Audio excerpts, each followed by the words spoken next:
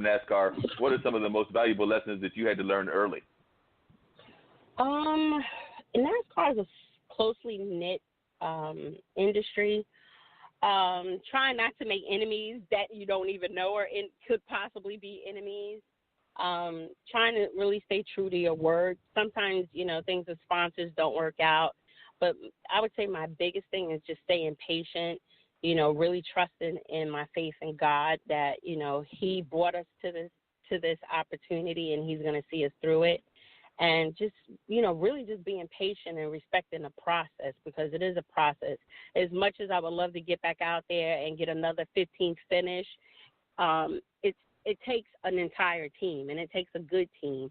And putting that together can sometimes be challenging, depending on what's available at the time that you're ready to move. Sponsors that keep their word and execute are fun.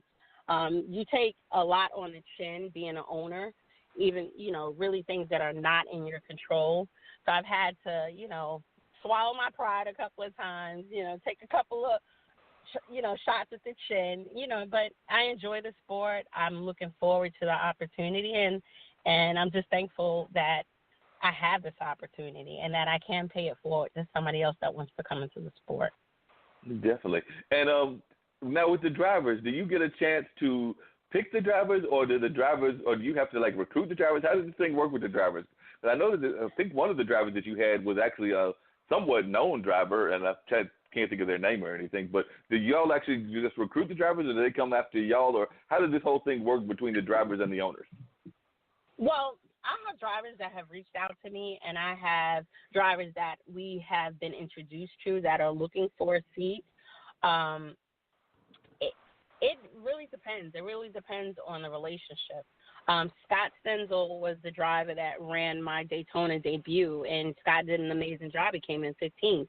I had partnered with Cop Motorsport for that race, and we had a phenomenal finish, for first time out the gate. It was amazing, 15th, and all I ever prayed for was to be competitive. So we were very happy with that. But we have, now that we're becoming more seasoned and more people are aware of us and they know that there is an opportunity with the team, I've had some phenomenal bigger name drivers that were available to us, and I was like, man, I was absolutely speechless. So we're putting together an amazing program, amazing team rather. And I can't wait for everybody to see, what we've been up to. We've been a little quiet for, I would say, the past 9 months for good reason. And we got another caller. I'm going to bring them in shortly. But what advice would you give to people that might be interested in getting involved in driving or just being an owner and everything? You talked about how difficult it is, and, of course, we all don't have that kind of capital. But for those that do have that kind of capital or that might be interested, what kind of advice would you give to folks that might be interested in creating a team or might want to even try to get involved with your team? I would tell them, outside of my team, what I would love to do is to be like that welcoming party, tell them, listen, call me. I know who the tire guys are. I know who this is. I know who that is, and be able to point them in the right direction, kind of save them some of the headaches that I went through when I was first starting. But I would love to be a mentor. I mean, somebody mentored me. Somebody took me under their wing. So I would love to be that resource to a new owner that wants to come into the sport, because I believe the sport is amazing and phenomenal.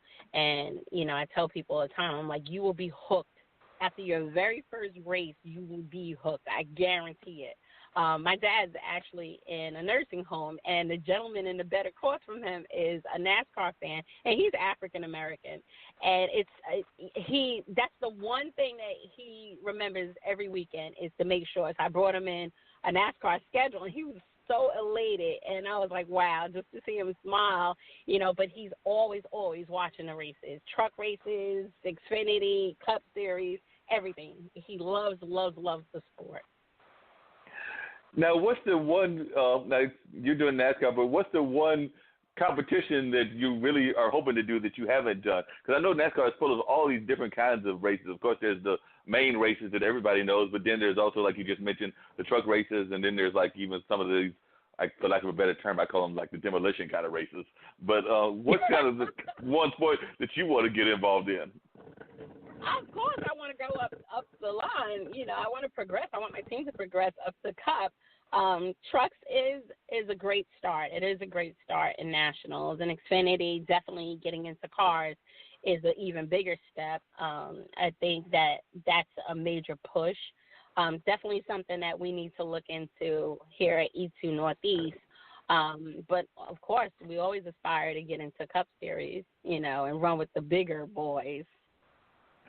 Yeah, my one-time deal, my mom actually almost ran against one of the bigger boys because, unfortunately, for whatever reasons, a lot of times one of the stereotypes about NASCAR is that it's a very conservative sport, meaning that a lot of the people are part of that conservative side of the spectrum of politics. And I know that that's not necessarily the truth because I'm sure that, like the rest of society, it probably covers the wide range. But the stereotype is usually that they're very staunch conservatives and things of that nature. And I remember years ago, it might have been almost 10 to 15 years ago, my mom actually ran for Secretary of State in the state of North Carolina, and she forced a runoff with the woman that won, who is still our current Secretary of State. Trying to remember Elaine's last name. I believe it's Elaine Marshall. But if she had won that race, she would have been going up against Richard Petty. So, like I said, Elaine went up against Richard and won against Richard, but Mom was almost having the privilege of going up in a political race against one of the legends of NASCAR, none other than Richard Petty. But I think Mom would have won that race. I think Mom would have run that race. But that's just that's my personal son bias, even at the age of 50-something. I love it. I love it.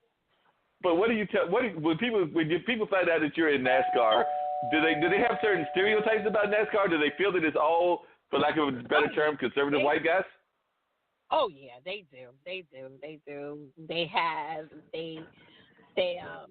The biggest is the concern of racism, equality, you know, all those things. And I honestly, you know, I have to defend NASCAR, the corporation, that I have not experienced that. Dealing with vendors and things of that nature, yes. It's definitely different, like I said, from being from the north, you know, where things are hidden. And in the South, it's definitely right there, you know, in your face. But NASCAR as a corporation, they have been nothing but helpful to me, as much as they can be, you know. So they've been very encouraging. And have you reached out to other corporations to get involved with NASCAR? Some of like our own corporations, to see if you're not having luck with the big chains. And as for I saw your cars, you had quite a few corporate names and everything. But I was wondering if you reached out to like some of our businesses, like whether you reached out to like, say, an Ebony or Johnson Products, or even some of the smaller ones, to see about them teaming up with you. I have reached out to other corporations within our community, and unfortunately NASCAR has the stigmatism of being, you know, a race is about $1 million, which is not true. And, you know, when you give them a fair price, my problem has been I've reached out to them at the wrong time. So I can't reach out to them in fourth quarter and expect any support, you know, or third quarter. I have to be, you know, before the 8 ball. You know, right. So that's where my thing is, timing. And I've hired a couple of companies that did not bring anything to fruition. And I really had to establish myself first in the public eye that we are there, because a lot of people still don't know that we exist.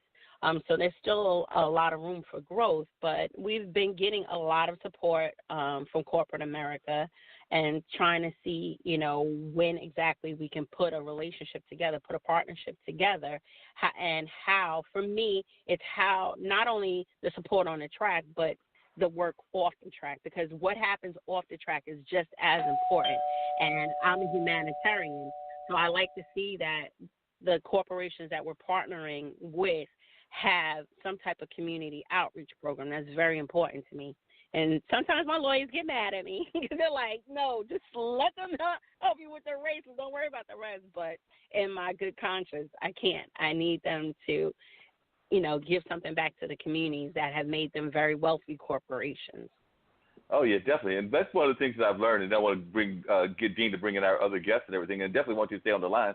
But one of the things I've learned is I've done a lot of festivals in the area, whether it's something there here in Durham, like Art is Cool, which is a relatively new festival, or whether it's something that's been here forever, like the Bull Durham Blues Festival. And a lot of times, unfortunately, a lot of our major corporations, they want to see, as they call it, they want to see how many eyeballs are going to be actually watching their event. So a lot of times, even though there might be tens or hundreds of thousands of people at these festivals, or maybe even close to 1 million, they don't necessarily want to sponsor because it's one time and they don't feel that they're getting a return for their money based on what they're doing. So I know that definitely here in their area, a lot of corporate people have dropped off and everything.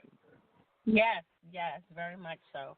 So definitely, trying to almost recreate the wheel, but let them know, like, we are willing to come out and do these in-stores. We are willing to be a community-based team so that our community that we're representing, and we want to be that relatable image coming into the sport to usher in those new demographics, that we're out in the community where they can see us and touch us and talk to us and, be engaging to them. And I think some of the drivers within the industry now have gotten away from that. They've become superstars, and they've forgotten about the smaller people that have gotten them to where they are, that were supportive in them, that got their numbers where they are, why they're making these huge paychecks. So we always want to be accessible to our communities. Oh, I would definitely agree with that. I think that that's one of the issues even with the radio, because like I said, I do this podcast, but I've also done nonprofit radio. My folks had a radio station in Warren County, and I've done radio at Central, and I've got friends that do commercial radio. And one of the things that we talk about is the fact that back in the day, you used to see radio people, and I imagine even in the big city of New York, they would be out at events all the time. And there are still some that do that, but they don't do it like they used to do it. So that's one of my complaints about just media in general, is that we have these people that used to be, that was part of their job, whether they were celebrities or whether they were musicians, whether they were sports athletes or whether they were radio personalities. They would definitely get out into the community, but now we've got to this kind of mentality where people just don't necessarily give back to the community the way they should. So I'm glad to see that you're doing this and everything. Dean, do we have somebody else on the line? Yeah, they've been patiently waiting to get in. I got Scott from Scottsdale, Arizona. Welcome to Straight Talks with Dean and Mark. Hey, hello, Melissa. How are you doing? Hi, my love. How are you? I am good, thank you. I just wanted to call in and say I'm proud of you and listening, and hope all is well. Thank you, Scott. I love you. I love you too. now, Scott, I do want you to call in, and I do want you to call in at some other point, and we'll have a longer conversation about your business and everything. But you met Melissa through your company, and we talked about this when you called in after you had talked to Dean and everything, and that's that you have I believe it's your own jet company and everything, Advent Jet. So if you just want to tell our folks just a little bit, and like I said, we'll definitely call you back and have you on an extended show to talk more about it. But just if you give a little bit of people a little history as to what that's all about and how you met Melissa. Sure. Melissa and I go back a couple years, and we've actually partnered up, and we're going to do some events together for some VIP experiences. Which I'm very proud of, to be part of the Nascar. And coming from a single mom, I support very powerful women that are obviously entrepreneurs. So with that being said, one of the things that I strive on with Advent Jets is no membership, no fees. You can fly on demand anywhere in the world, anytime. Why pay a membership if we're transparent and to give you a good experience? Why should your business or family have to pay a membership to fly? Yeah, it sounds like a wonderful thing, and I'm going to have to find a way. I've been looking at your jets. They look very fancy and things of that nature, so I'm going to have to find out if what I'm seeing is actually as stylish as what it looks like from what the reaction I'm getting from Melissa. I'm thinking it must be a very joyous experience, so I don't know where I'm going to come up with that kind of money, but I'm going to have to find some of that kind of money so I can jump on one of those planes and maybe bring Dean with me and his wife. We'll make it happen. So I appreciate your time. And, Melissa, it's great to talk to you again, and reach out anytime. You know how to reach me. Of course I do. All right. You guys have a blessed day. Thanks a lot. Appreciate you calling in, Scott. And who else we got on the line? As if for right now, we'll probably get more in a second. But you know what? Y'all hold on 1 second. Give me 1 minute, all right? All right? The old Renaissance is the new Renaissance, standing on tradition while embracing the spirit of distinction. This is the Harlem Brewing Company. Uniquely crafted beer brewed to deliver a taste, a sound,